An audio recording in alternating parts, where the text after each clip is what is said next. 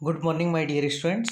Last class में हम उस टाइप के स्फीयर के इक्वेशंस को फाइंड आउट कर रहे थे जिनके लिए हमें चार गिवन इंडिपेंडेंट कंडीशंस थी और उनकी हेल्प से सबसे पहले आपने यू को, वी को, डब्ल्यू को, डी को फाइंड आउट किया था। और इस टाइप की 2 से 3 प्रॉब्लम्स आपने कल की क्लास में की हैं। एक प्रॉब्लम कल की क्लास में रह गई थी तो उसे आज मैं स्टार्ट करने जा रहा हूँ और बाकी आगे भी एक दो प्रॉब्लम और देखेंगे जिनका कंसेप्ट क्या है, लोकस से रिलेटेड प्रॉब्लम है। ठीक है स्टूडेंट्स, तो देखिए सबसे पहले ये प्रॉब्लम नंबर 4 आप देखिए। इसका स्टेटमेंट क्या है? स्टेटमेंट है students, a plane passes through a fixed point ABC and cuts the axis in capital A, capital B, capital C, so that the locus of the center of the sphere OABC is A by X plus B by Y plus C by Z equals to 2। क्या कहना चाह रहे हैं students ये question कि आपके पास एक समतल है, स्थिर बिंदु ABC से गुजरता है और निर्देशांक अक्षों को कहाँ पे कट करता है? Capital A, capital B, capital C पे। तो आपको ये प्रूव करना है कि गोले ओ ए बी सी के केंद्र का बिंदु पथ कुछ इस तरह का आएगा, A by X plus B by Y plus C by Z equals to 2। Students काफ़ी इंपॉर्टेंट एग्जाम्पल है, राजस्थान यूनिवर्सिटी में जैसे 3 में आया हुआ है, 17 में आया हुआ है, 15 में आया हुआ है। ठीक है स्टूडेंट्स, तो देखिए आप सबसे पहले इस क्वेश्चन को करने से पहले आप ये समझो एक्चुअल में आपको करना क्या है। 2 काम करने हैं आपको। सबसे पहले आपको sphere O A B C का इक्वेशन फाइंड आउट करना है। फर्स्ट टास्क आपके पास क्या है? आपको sphere O A B C का इक्वेशन फाइंड आउट करना है। और सेकंड आपको ये प्रूव करना है कि ये जो sphere O A B C है इसके केंद्र का बिंदुपथ क्या है। इसने लोकस की बात की है, इसने बिंदुपथ की बात की है, लेकिन किसके? स्फीयर के केंद्र के लोकस की बात की है। किसके बिंदुपथ की बात की है? स्फीयर के केंद्र के।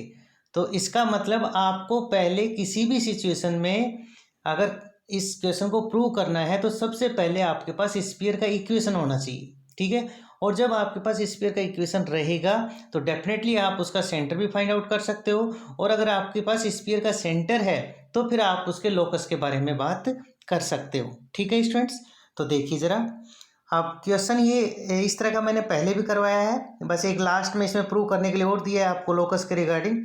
तो देखिए स्टार्टिंग उसी तरीके से सबसे पहले उसने फर्स्ट स्टेट में जो क्वेश्चन की जो फर्स्ट लाइन है उसमें एक समतल के समीकरण की बात की है।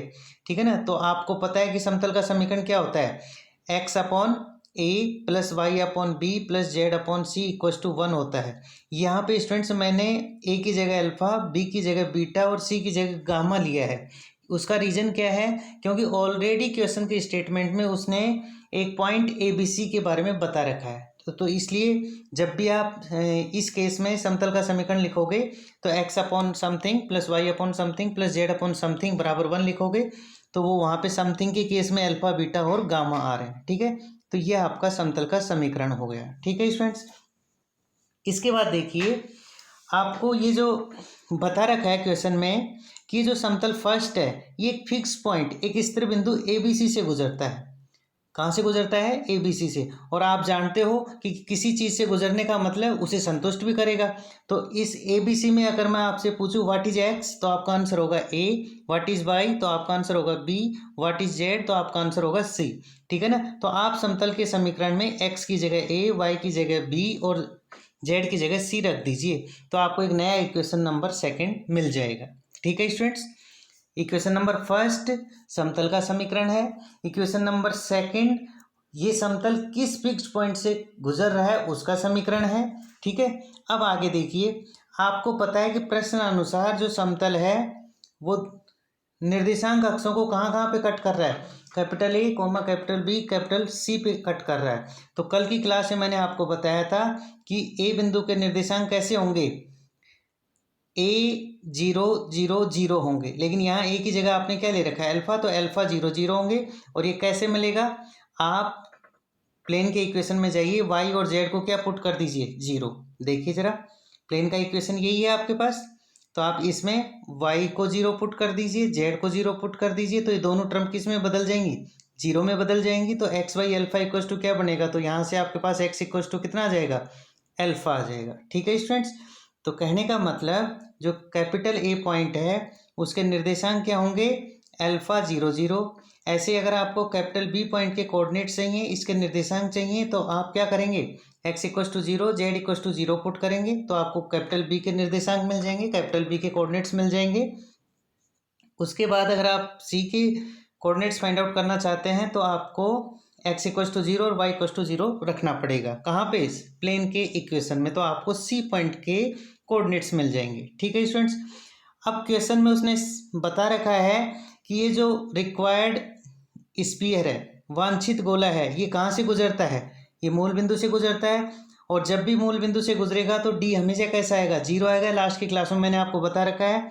तो उस अब एक ऐसे गोले का समीकरण जिसमें डी 0 है तो उसका समीकरण क्या होगा, X square plus Y square plus Z square plus twice U X plus twice V Y plus twice W Z plus D लिखते थे। लेकिन डी तो आपको पता है कि क्या आएगा, 0 आएगा, क्योंकि ये कहाँ से गुजर रहा है, ओरिजिन से गुजर रहा है, तो ये इक्वल टू में 0 आ जाएगा।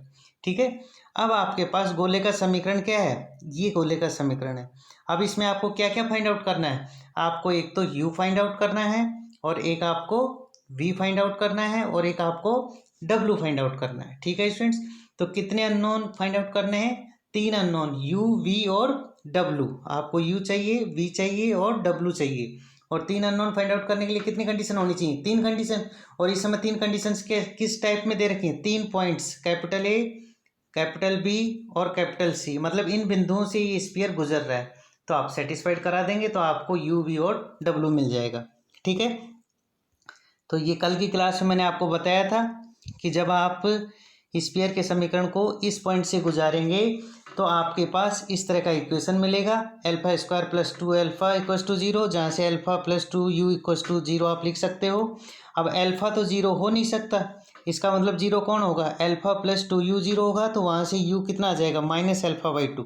आपको याद होना चाहिए कि अल्फा 0 क्यों नहीं हो सकता, क्योंकि स्टूडेंट्स अगर अल्फा 0 हो गया तो ये जो समतल है ये कहाँ से गुजरेगा, ओरिजिन से गुजरेगा। कहाँ से गुजरेगा, ओरिजिन से गुजरेगा। जबकि उसने क्वेश्चन की लैंग्वेज में साफ साफ कह रखा है कि ये जो समतल है ये निर्देशांक अक्षों को capital A, capital B, capital C पे कट कर रहा है। इसका मतलब कुछ ना कुछ दूरी होगी मूल बिंदु से। ठीक है, तो इसलिए ए 0 नहीं हो सकता। इसी प्रकार अगर आप इसे समीकरण थर्ड, मतलब गोले के समीकरण को बी से पास कराओगे और सी से पास कराओगे तो आपको वी और डब्ल्यू मिल जाएंगे। क्या मिल जाएंगे, वी और डब्ल्यू मिल जाएंगे। ठीक है स्टूडेंट्स, आपको ऑलरेडी डी मिल चुका, यू मिल चुका, वी मिल गया है और डब्ल्यू मिल गया है। क्या काम करना है, इन सब को कहाँ पुट करेंगे, गोले के समीकरण में, तो आपको गोले का समीकरण मिल जाएगा। तो गोले का समीकरण कुछ इस तरह का आपके सामने आएगा। देखो, यू का मान रखा, वी का मान रखा, डब्ल्यू का मान रखा, डी का मान ऑलरेडी 0 है, तो आप उसे लिखिए या ना लिखिए कोई फर्क नहीं पड़ने वाला है। ठीक है, तो ये आपके पास इक्वेशन ऑफ स्फीयर आ जाएगा। ठीक है, समीकरण 7 वांछित गोले का समीकरण है। ठीक है, लेकिन ये अभी आपका हाफ क्वेश्चन हुआ है, आधा क्वेश्चन कंप्लीट हुआ है। अब क्वेश्चन के स्टेटमेंट में आप देखोगे तो वो केंद्रक की बात कर रहा है, तो आप ध्यान से पढ़ना किसके केंद्रक की बात कर रहा है, sphere O A B C के केंद्र के। ये आप स्टेटमेंट देखिए, सॉरी, स्टेटमेंट में उसने लिख रखा है, यहाँ देखो, सिद्ध करो कि गोले ओ ए बी सी के केंद्र का बिंदुपथ, मतलब किसका केंद्र, गोले, उसका बिंदुपथ चाहिए आपको। ठीक है, तो उसके लिए आपको इस पास स्फीयर का इक्वेशन होना चाहिए। तो स्फीयर का इक्वेशन आपको मिल चुका है, कितना, ये देखो, ये रहा, ये आपके पास स्फीयर का इक्वेशन ये आ चुका है। ठीक है, ये है, ओके। अब यह मैंने वर्ड्स में लिख रखा है कि कहना करना क्या चाह रहा है आगे, देखो। लेकिन हमें यहाँ गोले ओ ए बी सी के केंद्र का बिंदुपथ ज्ञात करना है, अतः सबसे पहले गोले के केंद्र को लिखेंगे। सबसे, अब देखो, जिसका बिंदुपथ ज्ञात करना है तो उसके बारे में आपको इन्फॉर्मेशन चाहिए। तो यहाँ पता है कि गोले के केंद्र का बिंदुपथ लिखना चाहेगा वो, तो इसका मतलब गोले का केंद्र होना चाहिए। अब आपको पता है कि मैंने बता रखा है गोले का केंद्र क्या होता है, minus you minus we minus W होता है। Minus you minus we minus W होता है, जिसे मैंने थोड़ी देर के लिए क्या मान लिया, स्मॉल एफ स्मॉल जी और स्मॉल एच मान लिया। ठीक है स्टूडेंट्स, ये ध्यान रखना कि जब भी बिंदु पथ से रिलेटेड क्वेश्चन आए तो उसमें एक्चुअल एक्स वाई जेड ना लेके कुछ अलग तरह के सिंबल्स लेके चलेंगे और लास्ट में एक्स वाई जेड में आप आंसर लिखेंगे। ठीक है, तो इस समय मैं जो सेंटर है minus you minus we minus W, उसको इस फॉर्म में ना लिख के कोई दूसरी नोटेशन दे रहा हूँ, क्या, स्मॉल एफ स्मॉल जी और स्मॉल एच।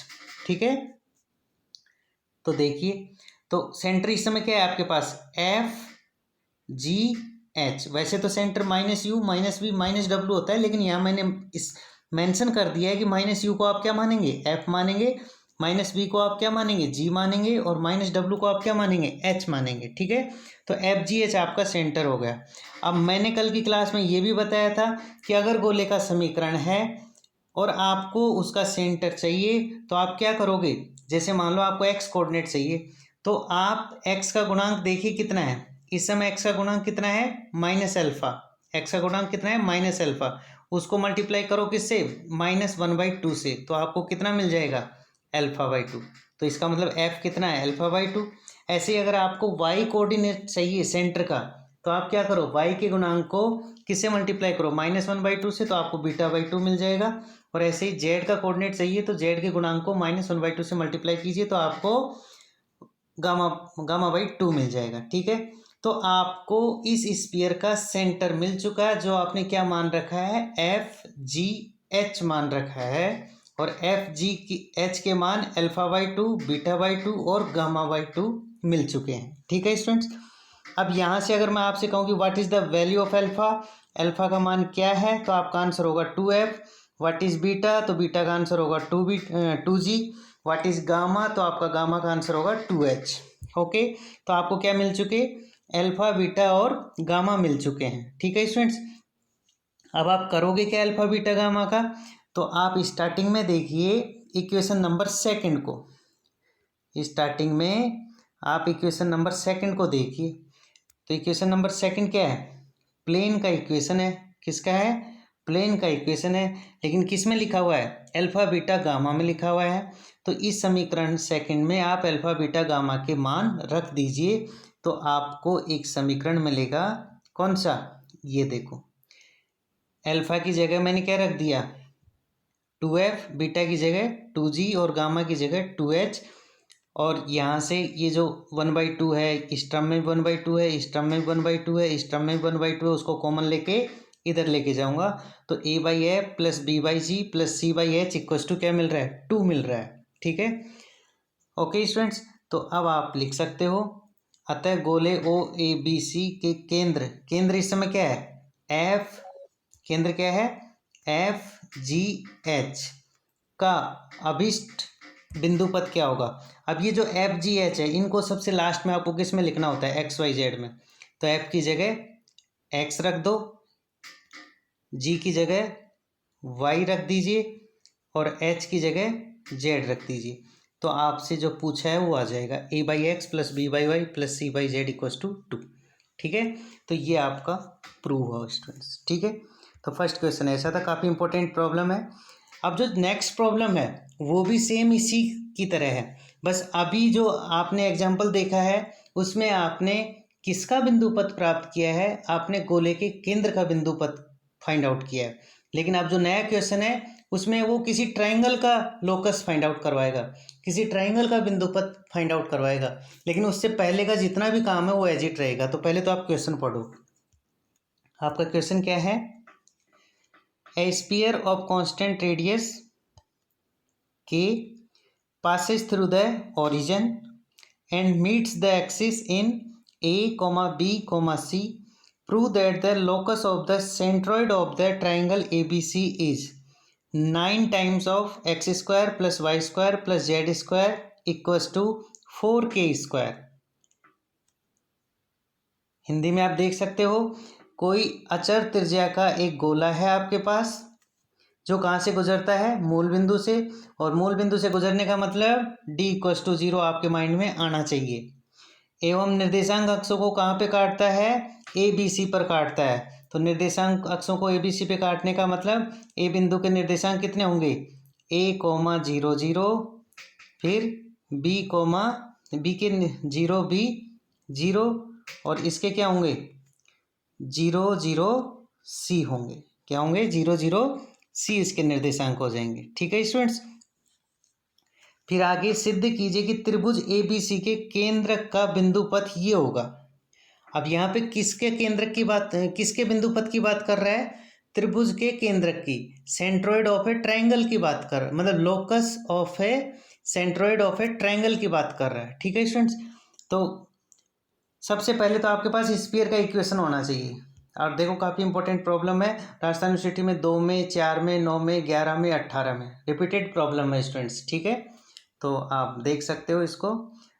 तो सबसे पहले तो आप देखेंगे तो कहाँ से गुजर रहा है। जैसे सबसे पहले तो जनरल इक्वेशन ऑफ स्फीयर आप कंसीडर करोगे, x² + y² + z² plus twice ux plus twice vy plus twice wz plus d = 0। ये जनरल इक्वेशन कंसीडर करोगे। अब आपको पता है ये कहाँ से गुजर रहा है, 0 0 0 से गुजर रहा है, तो इसका मतलब d क्या आ जाएगा, 0 आ जाएगा। दूसरा ये स्फीयर ए पॉइंट के कोऑर्डिनेट्स क्या मिलेंगे आपको, A,0,0 मिलेगा, तो वहाँ से u कितना आ जाएगा, a/2 आ जाएगा, v कितना आ जाएगा, b/2 आ जाएगा, और w कितना आ जाएगा, c/2 आ जाएगा। अब ये थर्ड टाइम एक ही क्वेश्चन तीसरे क्वेश्चन में आ रहा है। ठीक है ना, तो आप इसकी इंपॉर्टेंस समझ सकते हो, काफ़ी इंपॉर्टेंट प्रॉब्लम आपके सिलेबस के अकॉर्डिंग। ठीक है, तो देखो ज़रा, तो सबसे पहला काम तो आपको वो ही करना है स्टूडेंट्स। ये समतल का समीकरण है, y और z को 0 रखोगे तो a पॉइंट के कोऑर्डिनेट्स मिल जाएंगे, z और x को 0 रखोगे तो b पॉइंट के कोऑर्डिनेट मिल जाएंगे, x और y को 0 रखोगे तो आपको C पॉइंट के कोऑर्डिनेट मिल जाएंगे। और साथ में आपको बता रखा है कि कहाँ से गुजरता है, मूल बिंदु से गुजरता है। तो इसका मतलब आपके पास 4 बिंदु आ गए, A B C और O, जहाँ से ये स्फीयर गुजरता है।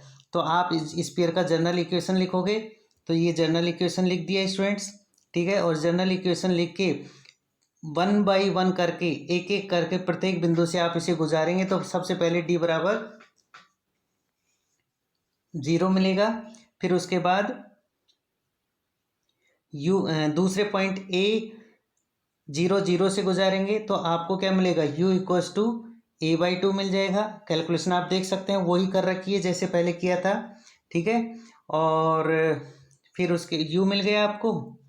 u मिलने के बाद आपको क्या मिल जाएगा, v मिल जाएगा, w मिल जाएगा। ठीक है, तो u v w मिल गए।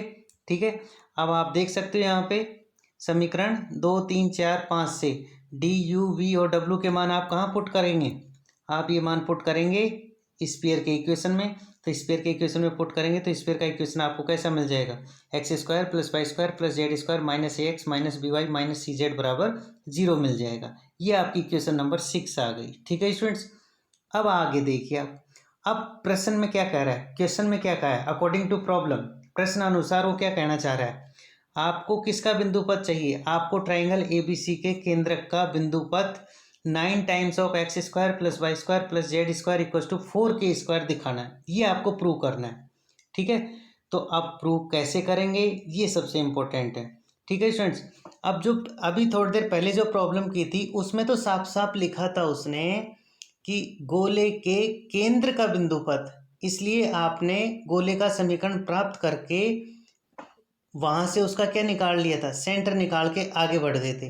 अब यहाँ आप कैसे स्टार्ट करोगे इस क्वेश्चन में, तो आपको साफ साफ पता है, आपको ये चीज़ प्रूव करनी है, ये चीज़ प्रूव करनी है। अब इसमें के आ रहा है, क्या आ रहा है, के आ रहा है, और के क्वेश्चन के स्टेटमेंट में बता रखा है के क्या है, इस गोले की त्रिज्या है। ठीक है, इस गोले की त्रिज्या है, तो क्यों ना आपके पास गोले का समीकरण है और अगर उसकी रेडियस की बात की जाए तो आप बता सकते हो। तो मैंने क्या किया कि रेडियस का फॉर्मूला लिख लिया। अब रेडियस के फॉर्मूले में मेरे को -u चाहिए, -v चाहिए और -w चाहिए और d चाहिए। तो स्फीयर के इक्वेशन ये सारे हैं आपके पास। तो देखो स्फीयर के इक्वेशन से -u कितना है, a/2, -v कितना है, b/2, -w कितना है, c/2 और d कितना है, 0 है। ये सब मान यहाँ पुट करोगे तो के ऐसा आ जाएगा, ये रूट लगा हुआ है, रूट दोनों तरफ स्क्वायर करोगे तो ये इक्वेशन आ जाएगी आपके पास। क्या आ जाएगी, के स्क्वायर यहाँ ये आ जाएगा, 4 हर जगह है, इधर देखो 4 यहाँ पे भी है, मतलब A square by 4, B square by 4 plus C square by 4, तो हर जगह 1/4 है, तो उसको कॉमन लेके लेफ्ट हैंड साइड में ले आओ, तो 4 के square equal to A square plus B square plus C square आ जाएगा। तो ये आपकी इक्वेशन नंबर 7 आ गई। ठीक है, अब वो किसके सेंट्रोइड की बात कर रहा है, ट्राइंगल। तो ट्राइंगल आपका एक्चुअल में क्या है, ये आपका ट्राइंगल है। ठीक है, ए कोऑर्डिनेट रहा, बी कोऑर्डिनेट रहा और सी, मतलब ट्राइंगल के वर्टिसेज आप ऐसे मान सकते हो। ठीक है, अब आपको छोटी क्लास में बताया गया होगा कि अगर आपके पास ट्राइंगल ए बी सी है तो उसके केंद्रक क्या होता है। तो थोड़ी देर के लिए पिछले क्वेश्चन में मैंने स्फीयर के सेंटर को एफ जी एच माना था, लेकिन यहाँ आपको एफ जी एच मानना पड़ेगा, लेकिन किसके सेंट्रोइड को, ट्राइंगल ए बी सी के। तो ट्राइंगल का जो सेंट्रोइड है उसके निर्देशांक मैंने क्या मान लिए, एफ जी एच मान लिए, लास्ट में इनको एक्स वाई जेड से रिप्लेस कर देंगे। ठीक है, ये एक तरीका होता है स्टूडेंट्स, कंसेप्ट होता है ऐसे क्वेश्चंस करने का, तो आप इसे ध्यान रखें, रिमेंबर करें। ओके, अब देखो, अब आपको एफ चाहिए सेंट्रोइड में, तो 3 वर्टिसेज दे रखे हैं। पहला वर्टिसेज ए है, दूसरा वर्टिसेज क्या है, बी है जिसके निर्देशांक 0 बी 0 है, और तीसरा वर्टेक्स क्या है, सी है जिसके निर्देशांक 0 0 सी है। ओके, अब आप देखो इसमें x1 क्या है, a है, इसमें x2 क्या है, 0 है, इसमें x3 क्या है, 0 है। तो अगर ऐप कोऑर्डिनेट लिखूंगा मैं, सेंट्रोइड का ऐप कोऑर्डिनेट लिखूंगा तो क्या लिखूंगा, x1 plus x2 plus x3 upon 3, तो a प्लस 0 अपॉन 3, तो दैट इज a/3। ऐसे ही जी कोऑर्डिनेट अगर मेरे को लिखना है, जी कोऑर्डिनेट मेरे को लिखना है, तो मैं क्या करूँगा, y1 plus y2 plus y3 upon 3। तो y1 कितना है 0, y2 कितना है b, और y3 कितना है 0, तो ये कितना हो जाएगा b/3 हो जाएगा। ऐसे ही क्या जाएगा c/3, h कितना आ जाएगा c/3। तो आपको एफ जी एच मिल गए, क्या मिल गए, एफ जी एच, एफ ये रहा, जी ये रहा और एच ये रहा। यहाँ से अगर कोई कहे आपसे what is the value of A, तो you can say 3f, what is the value of B, you can say 3g, what is the value of C, you can say 3h। Okay, तो A B C के मान मिल चुके हैं आपको। ठीक है, तो याद कीजिए थोड़ी देर पहले जो प्रॉब्लम की थी उसमें ए बी सी का मान आपने कहाँ पुट किया था, इस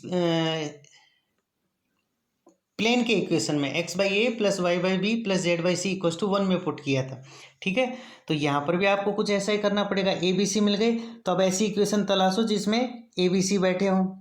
ठीक है, तो अभी देखो थोड़ी देर पहले अपन ने इक्वेशन नंबर 7 बनाई थी, इक्वेशन नंबर 7 बनाई थी ये वाली, तो इसमें ए बी सी के मान रख दीजिए। तो देखो 4k² बराबर ए का मान कितना था 3f, उसका स्क्वायर कितना हुआ 9f², ऐसे ही 9g² और 9h², यही आएगा। ठीक है, तो 4k² है वहाँ, इधर राइट हैंड साइड में 9 कॉमन आएगा, तो क्या आ जाएगा f² plus g² plus h² आएगा या नहीं आएगा। तो देखो ये आ जाएगा, ये सब मान रख दिए, तो ये आपके पास ये कॉमन लिया, ये आ जाएगा। ठीक है, तो अब लास्ट में आप त्रिभुज ABC के केंद्रक का बिंदु पथ, त्रिभुज ABC के केंद्रक, केंद्रक क्या माना है आपने FGH, तो इसका बिंदु पथ चाहिए। तो इस ये जो FGH आ रहा है इस पूरे को किससे रिप्लेस कर दो XYZ से, तो ये आपका आंसर है। ठीक है स्टूडेंट्स, तो ये आपका एग्जाम्पल हुआ। ठीक है, फिर इसके बाद एक प्रॉब्लम और है आपके पास, तो वो भी इसी टाइप की प्रॉब्लम है। उसमें क्या हो रहा है स्टूडेंट्स, उसमें देखिए आप सबसे पहले तो क्वेश्चन पढ़िए आप, क्या है कि आपके पास a sphere of constant radius r passes through the origin O and cuts the axis in ABC. Prove that the locus of the feet of the perpendicular drawn from O to the plane ABC is given by this. ये आपको prove करना है।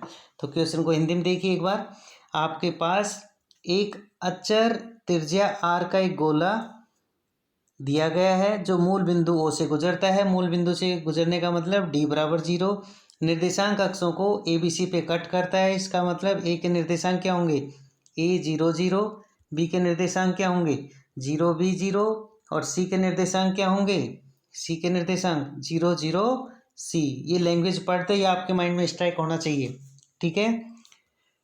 Prove that, इसका मतलब यहाँ तक तो question इतना करना है आपको। आगे सिद्ध क्या करना है आपको, सिद्ध कीजिए कि ओ से समतल ए बी सी पर, ओ से, ओ क्या है, spear O A B C का केंद्र, तो ओ से समतल ए बी सी पर खींचे गए लंब के पाद का बिंदु पथ। मतलब आप ऐसे समझ सकते हो जैसे थोड़ी देर के लिए ये क्या है, सेंटर ऑफ स्पीयर है, क्या है, सेंटर ऑफ स्पीयर है, ठीक है। तो सिद्ध कीजिए कि ओ से समतल, ये समतल है आपके पास कोई, ये समतल दे रखा है ए बी सी, ठीक है ना। तो ओ से समतल ए बी सी पर खींचे गए लंब के पाद, तो देखो ये ओ बिंदु से ये लाइन क्या है, इस पे परपेंडिकुलर ही तो है, तो ये लंब के पाद का बिंदु पथ क्या हो, मतलब इस पॉइंट का लोकस आपको निकालना है, ठीक है। इस पॉइंट का p of x y z का लोकस आपको फाइंड आउट करना है, ठीक है। लेकिन पुराना काम तो वही है, पहले आधा क्वेश्चन तो उसी तरीके से सोल्व होगा, फिर लास्ट में नया काम होगा, ठीक है। तो देखो मैंने शुरू में, अब ये मैं बार बार नहीं बता रहा हूँ आपको, समतल का समीकरण दे रखा है, ए बी सी आप निकाल सकते हो, मूल बिंदु ओ से गुजर रहा है तो इसका मतलब डी 0 होगा, बाकी पॉइंट से गुजारोगे तो U equals to A by two, B equals to B by two और सी इक्वस टू, अच्छा माइनस के मिलेंगे, यू इक्वस टू माइनस का A by two, V equals to minus B by two और W equals to minus C by two मिल जाएगा।